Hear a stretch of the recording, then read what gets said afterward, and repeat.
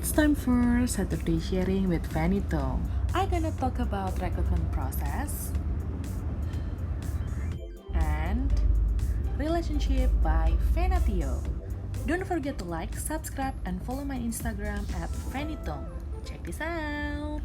Welcome back to my YouTube channel. Halo, nama aku Venitung dan hari ini aku akan melanjutkan beberapa pertanyaan yang muncul ketika kalian melakukan interview session di perusahaan impian kalian. Dan kembali aku selalu mengingatkan bahwa semua yang ada di video ini itu berdasarkan pengalaman pribadi aku sebagai seorang rekruter. Setiap rekruter dan di setiap perusahaan yang berbeda pasti memiliki penilaian dan persepsi yang berbeda-beda juga. Jadi kalian bisa sesuaikan mana yang kira-kira cocok untuk kalian bisa pakai saat interview di kantor impian kalian. So check this out. Oke, so hari ini kita akan membahas pertanyaan yang pasti akan ditanyakan dari seorang recruiter, dari seorang user, dari perusahaan deh pokoknya yang kalian itu sedang menjalankan interviewnya gitu. Nggak lain nggak bukan kalian bekerja pasti kalian juga mengharapkan sebuah imbalan gitu ya, berupa salary, berupa benefit yang memang kalian butuhkan untuk memenuhi kehidupan kalian sehari-hari, bukan? Ya pastilah gitu, tidak memungkiri bahwa yang namanya bekerja, of course kita mencari nafkah, kita mencari uang untuk mencukupi kebutuhan hidup kita sehari-hari gitu. Jadi hari ini full aku akan membahas mengenai soal salary, hal yang memang kalian banyak tanyain, kalian banyak bingungin, dan hal yang memang pasti akan juga dibahas waktu kalian melakukan interview session. Nah, kebanyakan itu pada bingung, Kak, gimana sih sebaiknya yang harus kita jawab ketika kita tuh ditanya soal kamu minta gaji berapa sih sebenarnya, atau benefit apa sih yang kamu mau gitu dari company kita setelah kamu melakukan pekerjaan dengan yang baik gitu. Ya pokoknya pertanyaan-pertanyaan yang menyangkut soal gaji, karena kan memang uang itu agak sedikit sensitif gitu ya, terkesannya nanti berlebihan nggak ya gitu, sesuai dengan ekspektasi mereka nggak ya, atau mungkin kayak kalau aku sebut sekian cukup nggak ya buat hidup aku sehari-hari gitu. Jadi ini hal-hal yang memang bersifatnya lumayan krusial sih gitu, karena kan ini salah satu part yang paling penting juga ya di dunia pekerjaan. Oke, kita langsung aja membahas. Hari ini aku akan memang bahas satu pertanyaan saja, yaitu soal salary ini gitu. Ketika kalian ditanyakan, kamu mau gaji berapa sih gitu ketika kamu join ke perusahaan kita. Oke, untuk kamu bisa state atau kamu bisa ngomong soal kayak aku mau gaji 10 juta gitu. Menurutku mungkin memang ada baiknya untuk kalian pelan-pelan breakdown dulu ya teman-teman, sebelum kalian menyimpulkan gitu gaji berapa yang kalian butuhkan dan bagaimana caranya ngomong ke HR-nya gitu yang baik, yang benar, yang sopan, dan yang memang berkenan gitu ya kepada perusahaan yang memang kalian impikan. Oke, yang pertama untuk melakukan atau untuk mencari tahu kira-kira tuh kalian tuh butuh gajinya tuh berapa, atau kayak standar kalian itu di angka berapa gitu. Itu hal yang pertama yang kalian lakukan adalah of course preparation. Aku selalu bilang di video-video aku sebelumnya bahwa sebelum interview dimulai kalian harus melakukan preparation. Gak cuma hanya cari tahu perusahaannya itu bergerak di bidang apa, posisi kalian itu seperti apa, tapi dari situ kalian juga bisa tahu kira-kira standar gaji yang diberikan sama perusahaan ini tuh berapa sih kisarannya gitu. Di internet, di Google itu udah pasti banyak banget lah desas-desus soal perusahaan yang mungkin kalian ingin apply, apalagi perusahaan-perusahaan besar, perusahaan-perusahaan multinational company atau international company, biasanya akan ada discussion gitu sih gitu tentang kayak gaji mereka tuh kisarannya berapa sih gitu. Atau kalau misalnya memang nggak ada specifically, kalian bisa melihat perusahaan-perusahaan yang mungkin setipe, kayak yang misalkan sama-sama insurance atau sama-sama banking atau mungkin sama-sama FMCG gitu. Kalian lakukan preparation dengan mencari tahu gitu kira-kira standar gaji mereka itu berapa, kira-kira posisi yang akan kamu apply itu posisi-posisi di angka berapa sih gitu. Karena setiap posisi, setiap level of course punya angka yang berbeda-beda gitu.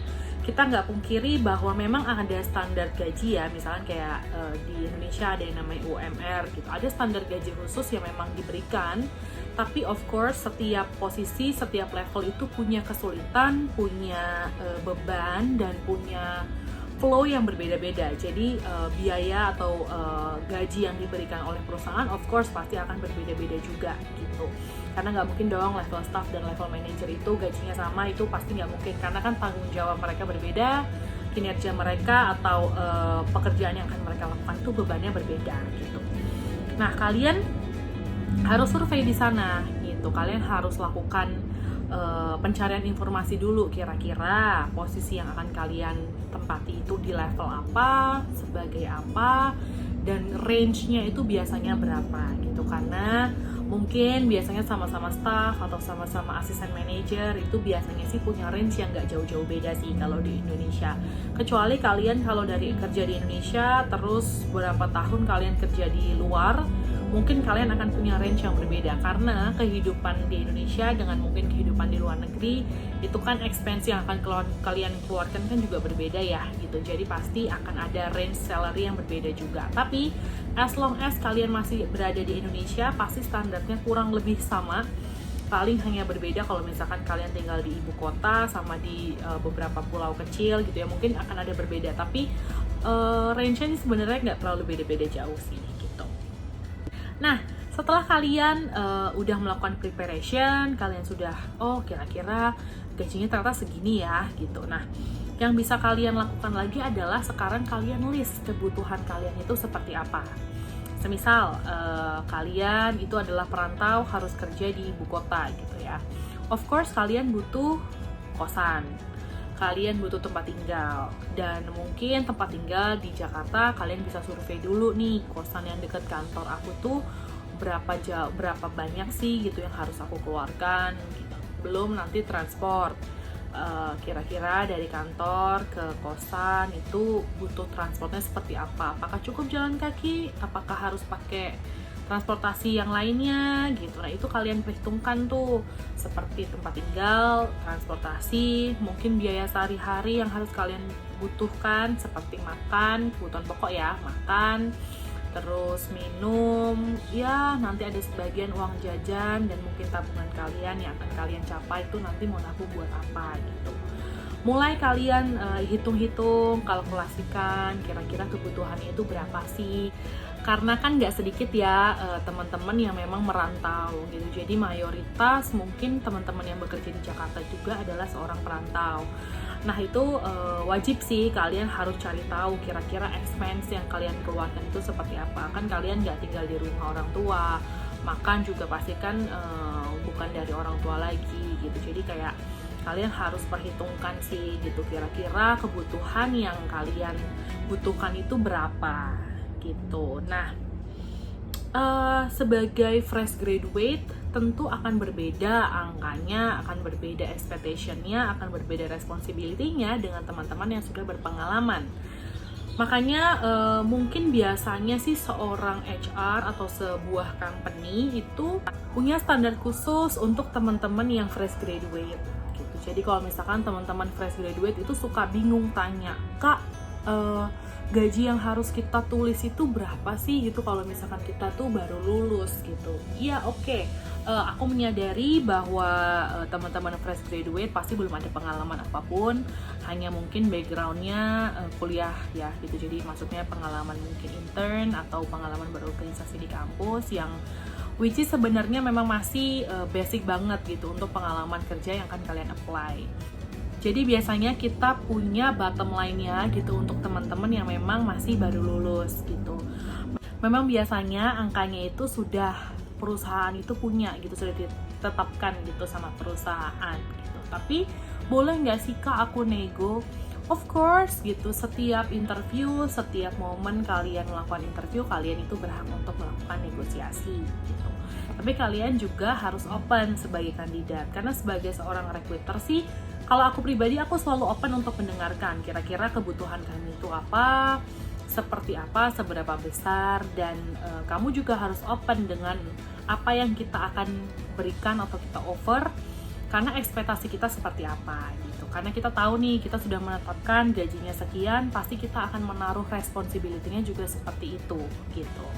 Kecuali nanti ketika kamu sudah merasakan bekerja kok kayaknya gaji gue nggak sesuai ya dengan apa yang udah aku kerjakan, itu akan bisa menjadi diskusi yang lain gitu ketika nanti kedepannya seperti apa gitu. Jadi untuk teman-teman fresh graduate, pesan aku ya memang kamu harus melakukan preparation dengan survei kira-kira untuk standar gaji teman-teman yang baru lulus itu di Jakarta berapa sih misalkan. Terus aku tuh butuhnya seperti apa, kira-kira kalau aku ke Jakarta aku harus tinggalnya berapa, makannya berapa, kalian explain aja gitu, tidak masalah gitu. Jadi semisal contoh ya, saya mau gaji 7 juta gitu. Saya tahu mungkin UMR di Jakarta itu sekitar 4,9. Saya masih butuh sih gitu untuk kos, untuk makan, untuk minum karena saya mungkin perantau, saya harus tinggal sendiri gitu. Ini contoh ya. Jadi angka-angkanya juga ini contoh gitu. Jadi semisal seperti itu kalian bisa detailkan gitu. 7 juta tuh kalian itu buat apa aja sih gitu. Karena kan kita nggak tahu nih, kayak seolah-olah ngasih 7 juta tuh buat apa ya gitu, kayaknya cukup gitu. Sedangkan kan kalian sudah punya nih detailnya, saya tuh butuh ini, butuh itu gitu.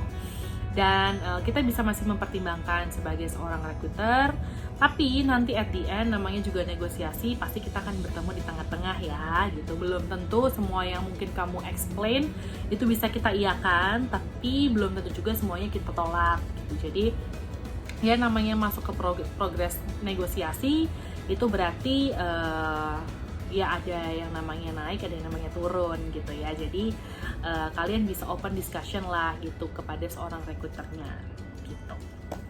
Terus kalau untuk yang berpengalaman gimana ya Kak gitu, misalkan aku udah 1-2 tahun terus aku pindah kerja dan ditanya soal gaji. Nah biasanya teman-teman yang berpengalaman ini lebih akan banyak ya soal negosiasinya, karena kalian sudah punya ada pengalaman, sudah ada background pernah bekerja, sudah sedikit banyak lebih tahu soal pekerjaannya dibanding mungkin teman-teman yang baru lulus.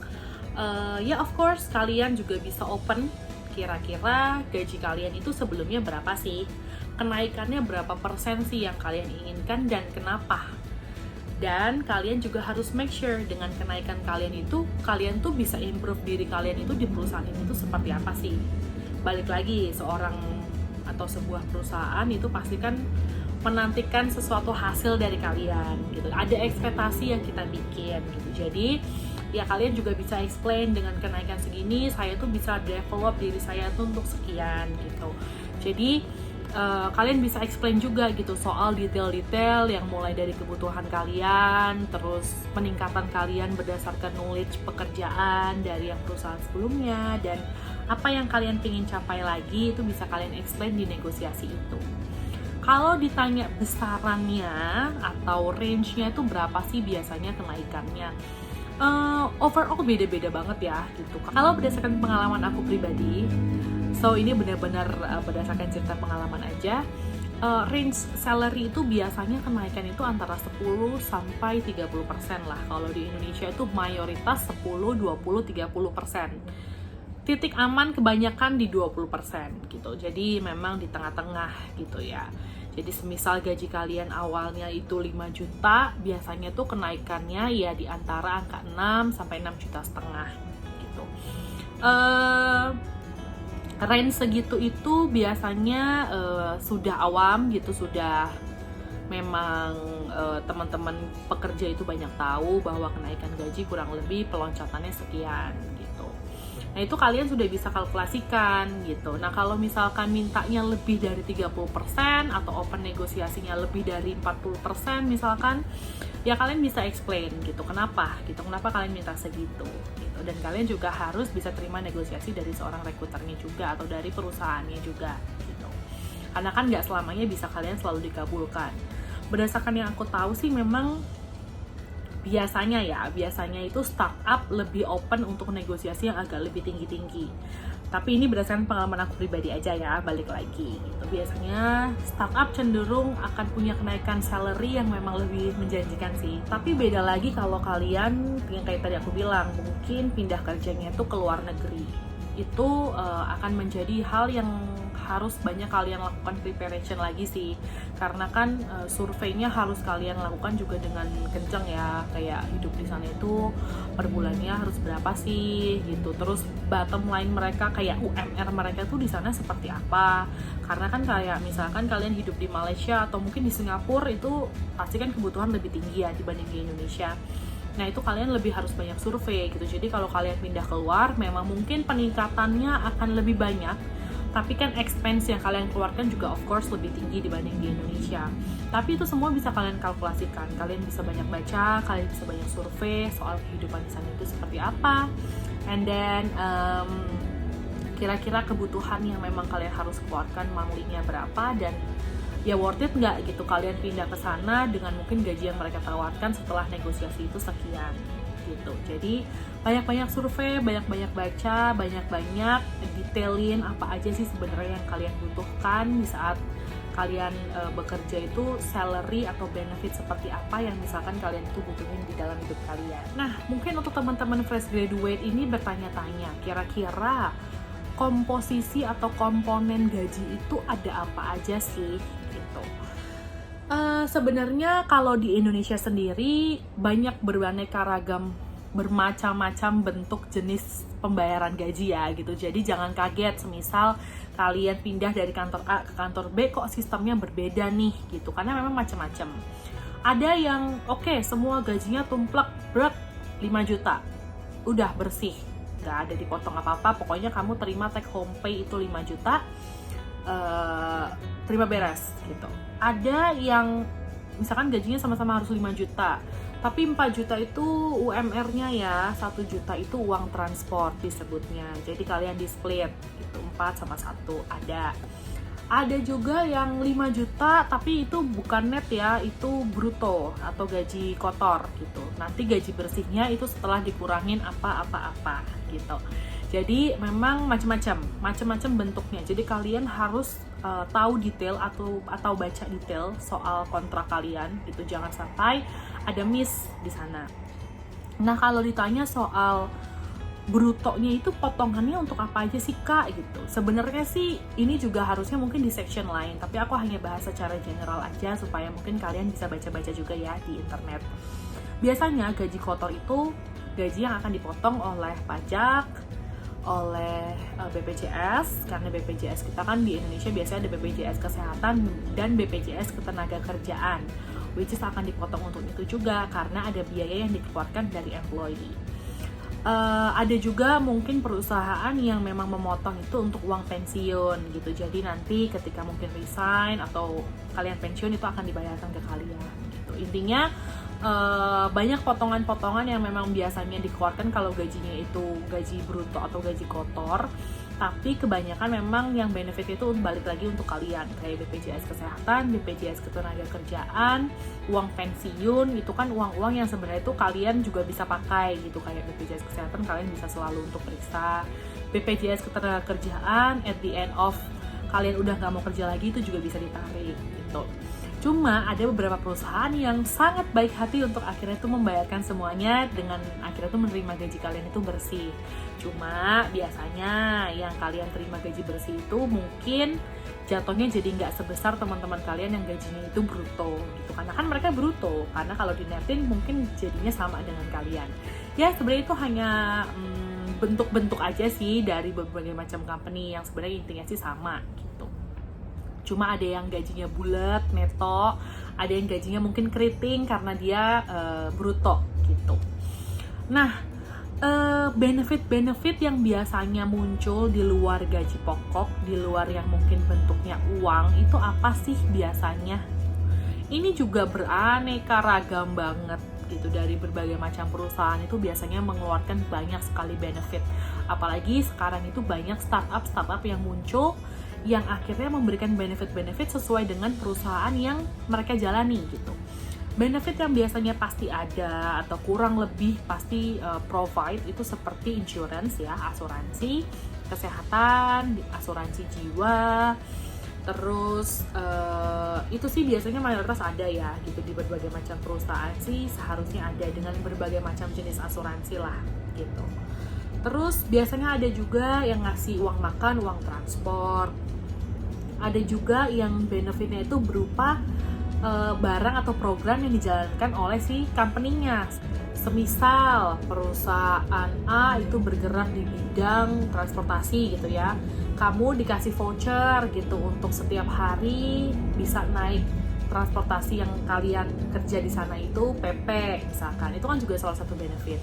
Atau perusahaan yang bergerak di bidang gym misalkan health and wellness, kalian dikasih voucher untuk kalian tuh member gym cuma 50% setiap bulannya, itu juga benefit. Atau biasanya pekerjaan yang kayak di tourism nih, hotel misalkan, nah kalian tuh boleh loh nginep, ngajak keluarga kalian nginep di hotel yang kalian bekerja atau grup kalian bekerja dengan hanya membayar 50%. Benefit-benefit kayak gitu sebenarnya sih banyak banget, itu bisa kalian tanyain banget sih gitu untuk kalian mulai kerja di atau mulai daftar di kantor tersebut gitu ya. Karena jangan sampai misalkan kayak udah ya aku net nih kasih kamu 5 juta, kayak kamu tuh enggak, aku tuh mintanya 6 juta gitu, nggak mau, pokoknya harus 6 juta. Nah kalian nggak boleh seperti itu, kalian harus coba open minded. Oke nih, gue dikasih 5 juta, lu bisa kasih gue apa lagi yang lain gitu. Mungkin dikasih 5 juta tapi kamu tadi bisa member gym gratis, atau bisa nginep di hotel sama keluarga kamu tuh mungkin free, atau mungkin dengan 5 juta kamu ternyata transportasinya sudah dibayarin loh sama kantor, which is kan sebenarnya nggak perlu ngeluarin 1 juta itu untuk transport gitu. Jadi kalian harus pintar-pintar kalkulasikan, kalian harus pintar-pintar juga mendengar kira-kira mereka tuh over kalian itu dengan apa sih package-nya gitu. Jadi jangan salah, kalau misalnya kita kerja itu kita juga punya package loh gitu. Perusahaan itu juga punya paket loh yang mau ditawarin ke kalian gitu. So banyak-banyak mendengarkan, karena aku juga banyak ketemu dengan kandidat yang pokoknya plek-plek soal uangnya gitu, soal gajinya gitu. Padahal kita tuh punya benefit lain yang jauh lebih good loh buat kamu gitu. Karena kan gak semuanya tuh benefit sekarang tuh berbentuknya uang. Kadang ada yang bentuknya voucher, poin, ada yang bentuknya bisa belanja, bisa naik kendaraan gitu-gitu sih. Jadi kayak coba kalian perhitungkan lagi, coba kalian lebih open minded lagi untuk mendengarkan juga negosiasi atau package yang kita kasih itu seperti apa. Nah, so untuk pembahasan mengenai salary, benefit, terus negosiasi gaji, dan segalanya itu sudah aku jelaskan juga. Semoga cukup membantu ya untuk teman-teman juga. Kalian juga bisa tanya via komen atau mungkin via DM di Instagram aku @fenitung kalau kalian mau tahu hal-hal detail lainnya soal rekrutmen. Jangan lupa juga untuk di-like kalau kalian suka video ini, semoga semuanya suka ya. Dan juga jangan lupa untuk komen di bawah, kira-kira kalian itu mau video sharing seperti apa lagi, atau apa sih yang kalian pengen tahu lagi. Jangan lupa juga untuk di-subscribe dan nyalakan tombol loncengnya ya, supaya aku makin semangat bikin videonya, makin semangat untuk bikin sharing-sharingnya juga. Dan yang paling penting adalah jangan lupa di-share. Ingat ya, sharing itu is caring loh gitu. Jadi kalian bisa bagikan ke teman-teman kalian yang mungkin fresh graduate, yang belum pernah interview, atau teman-teman yang masih cari tahu kayak aduh gaji itu gimana sih gitu, caranya ngitung gaji itu gimana sih, atau gaji aku harusnya seberapa gitu. Nah, silahkan kalian bagikan ke teman-teman kalian supaya teman-teman kalian itu bisa lebih tahu lagi soal interview session gitu. So, see you on the next video. Bye! Anyway, aku mau blooper sedikit karena dari tadi aku tuh take video, terus aku gagal fokus sama sebenarnya bando ini lucu banget. Ini kayak bando-bando scrunchies yang lagi musim ya sekarang, gaya-gaya Korea. Nah ini aku juga pakai. Kalau kalian tertarik, ini sebenarnya aku nggak endorse, nggak apa, tapi aku hanya adore sama yang bikin karena kayak aduh gemes banget. Ya ampun, gemes banget gak sih? Itu kalian bisa cek aja ya, aku belinya di Shopee, nama tokonya ini. Dan kalian wajib beli sih, ini wajib punya. Aku tuh, aduh ini gemes banget. Dan ini, lihat, dia kayak super premium, tapi harganya murah banget. Tuh, aduh, lucu banget kan? Kalian juga wajib punya ya, supaya nggak ketinggalan trennya. Okay, bye. See you on the next video.